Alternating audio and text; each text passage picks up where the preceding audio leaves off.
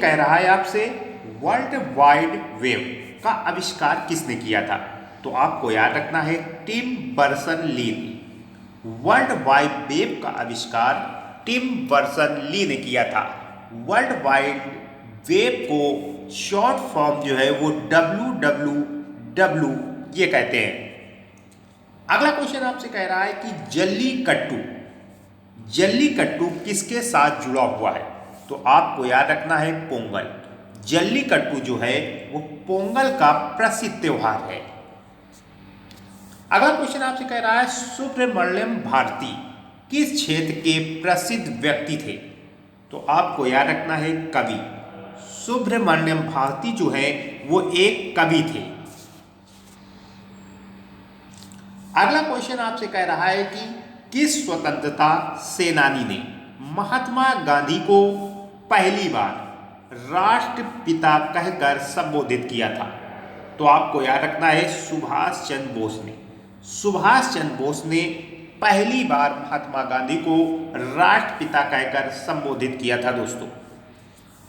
अगला क्वेश्चन आपसे कह रहा है कि ए सूटेबल बॉय पुस्तक के लेखक कौन है? तो आपको याद रखना है Vikram Seth. A suitable boy पुस्तक के लेखक हैं विक्रम सेठ। UPSSC पेट में पुस्तक से 2 क्वेश्चन जरूर बनते हैं। आगे देखिए,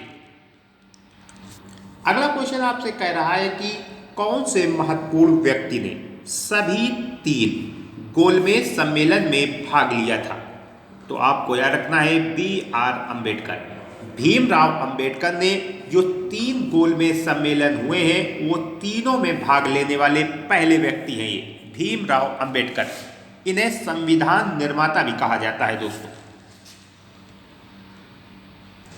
अगला क्वेश्चन आपसे कह रहा है कि भारतीय अर्थव्यवस्था का मेरुदंड कौन सा क्षेत्र है? तो याद रखना है कृषि क्षेत्र। भारतीय अर्थव्यवस्था का मेरुदंड जो है वो कृषि क्षेत्र है दोस्तों।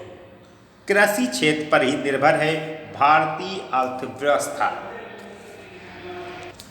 अगला क्वेश्चन आपसे कह रहा है कि इकोनॉमिक सर्वे किसके द्वारा प्रकाशित होता है?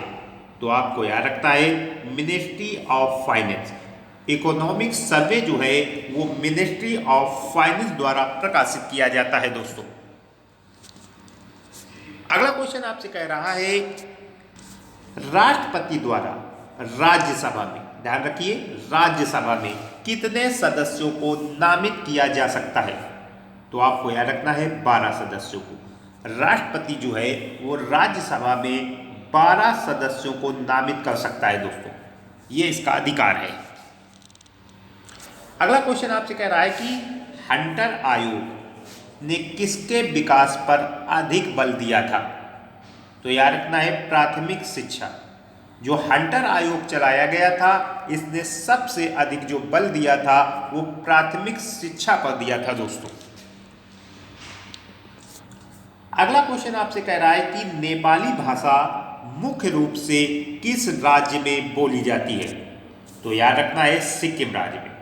नेपाली भाषा जो है वो मुख्यतः सिक्किम राज्य में बोली जाती है दोस्तों, सिक्किम राज्य। अगला क्वेश्चन आपसे कह रहा है कि सर्वश्रेष्ठ विदेशी भाषा फिल्म के लिए वर्ष 2016 की ऑस्कर विजेता फिल्म कौन सी थी? तो याद रखना है फिल्म का नाम है सन ऑफ सॉल। सर्वश्रेष्ठ विदेशी भाषा फिल्म के लिए वर्ष 2016 की जो ऑस्कर विजेता फिल्म थी उसका नाम है सन ऑफ सॉल। अगला क्वेश्चन आपसे कह रहा है कि के श्रीकांत ने भारत के किस खेल के लिए अर्जुन पुरस्कार जीता था? तो याद रखना है बैडमिंटन। के श्रीकांत ने बैडमिंटन के खेल में अर्जुन पुरस्कार हासिल किया था भारत में। ये भारत के ही हैं के श्रीकांत। आगे देखिए, अगला क्वेश्चन आपसे कह रहा है कि खजुराहो समूह के प्रसिद्ध स्मारक किस राज्य में स्थित है? तो याद रखना है मध्य प्रदेश। खजुराहो समूह के प्रसिद्ध स्मारक जो है वो मध्य प्रदेश में है दोस्तों। अगला क्वेश्चन आपसे कह रहा है कि दूरदर्शन की स्थापना किस वर्ष की गई थी। वेरी वेरी इंपॉर्टेंट सारे ही क्वेश्चन। देखिए, दूरदर्शन की स्थापना 1959 में की थी, 1959 में 1959 में दूरदर्शन की स्थापना हुई थी दोस्तों। अगला क्वेश्चन आपसे कह रहा है कि बुलंद दरवाजा किसके द्वारा बनवाया गया। तो ये आप सबको पता होना चाहिए, अकबर ने। बुलंद दरवाजे का निर्माण अकबर ने कराया था दोस्तों। अगला क्वेश्चन कह रहा है कि बोर्न जेम्स कौन सा अंतर्राष्ट्रीय खेल है। तो याद रखना है बास्केटबॉल। बास्केटबॉल को बोर्न जेम्स कहते हैं। बोर्न जेम्स जो है वो बास्केटबॉल अंतर्राष्ट्रीय खेल है दोस्तों। अगला क्वेश्चन आपसे कह रहा है कि भाषा के आधार पर राज्यों का जो पुनर्गठन है वो किस वर्ष किया गया था। तो याद रखना है 1956 में, 1956 में भाषा के आधार पर राज्यों का पुनर्गठन किया गया था। अगला क्वेश्चन आपसे कह रहा है कि जापान में होन्शु नामक जो द्वीप है वो किसके लिए प्रसिद्ध है। तो याद रखना है तेल के लिए। जापान का जो होन्शु नामक द्वीप है वो तेल के लिए प्रसिद्ध है। अगला क्वेश्चन आपसे कह रहा है कि भारत में किस गवर्नर जनरल को स्थानीय स्वशासन का पिता कहा गया था। तो याद रखना है लॉर्ड रिपन को। लॉर्ड रिपन को स्थानीय स्वशासन का पिता कहा जाता है दोस्तों। अगला क्वेश्चन आपसे कह रहा है कि 1935 में संविधान सभा का सुझाव जो है वो किसने प्रस्तावित किया था। तो याद रखना है एम.एस. राय ने। 1935 में संविधान सभा का जो सुझाव है वो एम.एस. राय ने दिया था दोस्तों।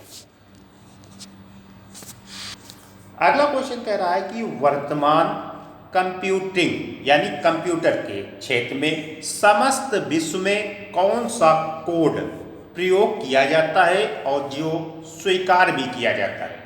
तो याद रखना है कोड का नाम है ASCII। ASCII ये कोड है। अगला क्वेश्चन आपसे कह रहा है कि वेन द रिवर्स स्लीप्स उपन्यास किसके द्वारा लिखा गया है। तो याद रखना है स्टेरीन कायर। वेन द रिवर्स स्लीप्स उपन्यास के लेखक हैं स्टेरीन कायर। मैंने यूपी SSSC की और भी क्लासें कराई हैं। अगर आपने पिछली क्लासों को नहीं देखा है तो आई बटन पर क्लिक करके पिछली क्लास भी देख सकते हैं, क्योंकि उसमें भी मैंने बहुत ही बेहतरीन और इम्पोर्टेंट क्वेश्चन कराए हैं जो आपके यूपी SSSC पेट 2023 के एग्जाम में महत्वपूर्ण साबित होंगी। देखिए अगला क्वेश्चन। अगला क्वेश्चन कह रहा है कि प्रत्येक वर्ष कितने नोबेल पुरस्कार दिए जाते हैं। तो याद रखना है 6। प्रत्येक वर्ष 6 नोबेल पुरस्कार दिया जाता है। अगला क्वेश्चन आपसे कह रहा है कि दिसंबर 1984 में जो भोपाल गैस आपदा हुई थी वो किस गैस के रिसाव के कारण हुई थी। तो याद रखना है उस गैस का नाम था methyl isocyanide.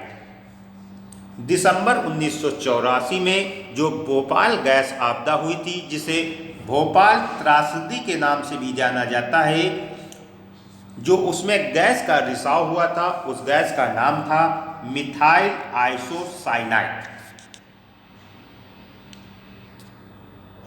Thanks for watching. Session पसंद आए तो लाइक करें एंड अपने दोस्तों को भी शेयर जरूर करें, और चैनल पर नए हैं तो चैनल को सब्सक्राइब करके बेल आइकन जरूर दबा लें ताकि आपको हमारी वीडियो की नोटिफिकेशन मिलती रहे।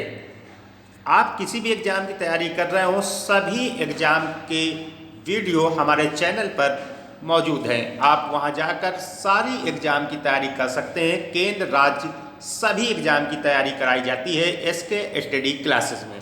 थैंक्स, मिलते हैं अगली क्लास में।